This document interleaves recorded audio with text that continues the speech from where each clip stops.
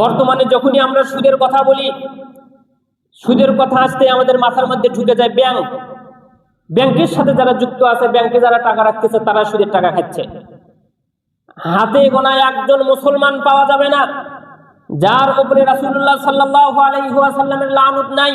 সাহাবী বলছেন, লানা রাসূলুল্লাহ সাল্লাল্লাহু আলাইহি ওয়াসাল্লাম আকিলার রিবা ওয়া মুকিলাহু। যে ব্যক্তি সুদ দেয় তাকেও আল্লাহ রাসূল লানত করেছেন, যে ব্যক্তি সুদ খায় তাকেও আল্লাহ রাসূল সাল্লাল্লাহু আলাইহি ওয়াসাল্লাম লানত করেছেন। তাহলে যে দেয় তার প্রতিও রাসূলের লানত, যে নেয় তার প্রতিও রাসূলের লানত। এখন আপনি দেখেন, আপনি শুধুমাত্র বলছেন ব্যাংকে যারা চাকরি করে তারাই শুধু সুদ খাচ্ছে, অথচ সুদের ভিতরে যাদের একেবারেই টাকা নাই এই ব্যক্তিরা ছাড়া, যার একেবারেই জমি নাই এই ব্যক্তিরা ছাড়া সুদের সাথে জড়িত আছে সবাই। যার টাকাও নাই জমিও নাই এই ব্যক্তি সুদের সাথে যুক্ত নেই। যার টাকা আছে অথবা জমি আছে, যে কোনো একটা আছে, এই ব্যক্তি সুদের সাথে যুক্ত আছে। যে কোনো একটা আছে, একজনে 1 লক্ষ টাকা আছে, ও চিন্তা করতেছে 1 লক্ষ টাকা একজনকে দিয়ে আমি একটা জমি নিয়ে খাচ্ছি। আরেকজনের জমি আছে, ও একজনকে জমি দিয়ে অন্যের টাকা নিয়ে খাচ্ছে। এর নাম সুদ। আপনি মনে হয় বোঝেননি, যেটাকে আমরা এগ্রিমেন্ট বলে থাকি, সুদ নাম পাল্টে এখন এগ্রিমেন্টে চলে আসছে। এগ্রিমেন্ট কি? আমি 1 লক্ষ টাকা দিলাম, ওই ব্যক্তি বিপদে পড়ছে, তার জমি নিয়ে আমি খাচ্ছি 5 বছর পরে সেই ব্যক্তি আমাকে টাকা ফেরত দিল, আমি তাকে জমি ফেরত দিয়ে দিলাম, মাঝখান থেকে আমি জমি ভোগ করতেছি। আরে ও তো বিপদে পড়লো, বিপদে পড়েই তো আমার কাছ থেকে টাকা নিচ্ছে, আমি আবার ওর কাছ থেকে জমি নিয়ে আমি আবাদ করতেছি। তো ওর বিপদ থেকে উদ্ধার কেমনে হবে? ওই 1 লক্ষ টাকা নিল, ওর জমিতে ও আবাদ করতো, সে আবাদের টাকা দিয়ে আমার দেনা শোধ করতো। ও আমার কাছ থেকে টাকাও নিল, আমি আবার ওর কাছ থেকে জমিও নিলাম। তোর যদি আবাদ করারই যদি জায়গা না থাকে, ও আমার দেনা শোধ করবে কেমনে?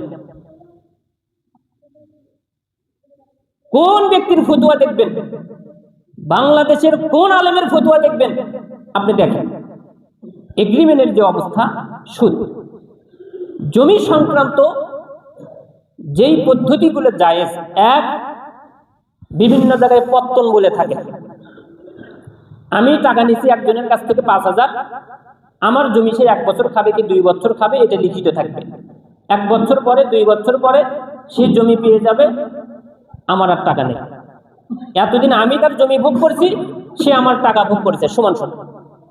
অথবা আমার অনেক জমি আছে, আমি একজনকে জমির আবাদ করতে দিছি, আমি কিন্তু তার কাছ থেকে কোনো টাকা নিইনি, কিন্তু আমি জমির আবাদ করতে দিছি, তুমি আবাদ করো।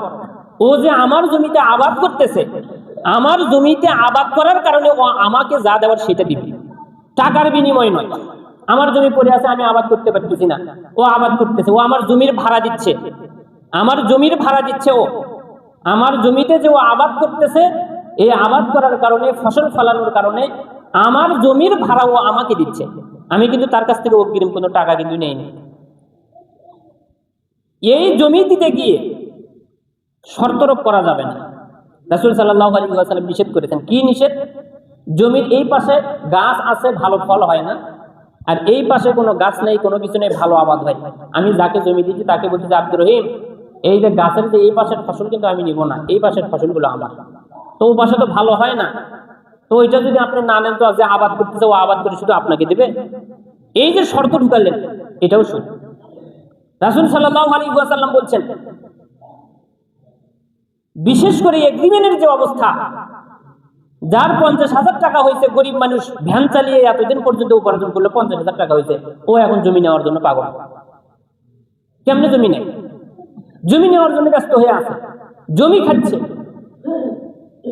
আবার কারোর কাছে আছে, ধারে দেনা দিচ্ছে না, কাউকে জমি দিচ্ছে, টাকা দিচ্ছে, আবার 5 মণ ধান দিতে হবে, 4 মণ ধান দিতে হবে, শর্ত।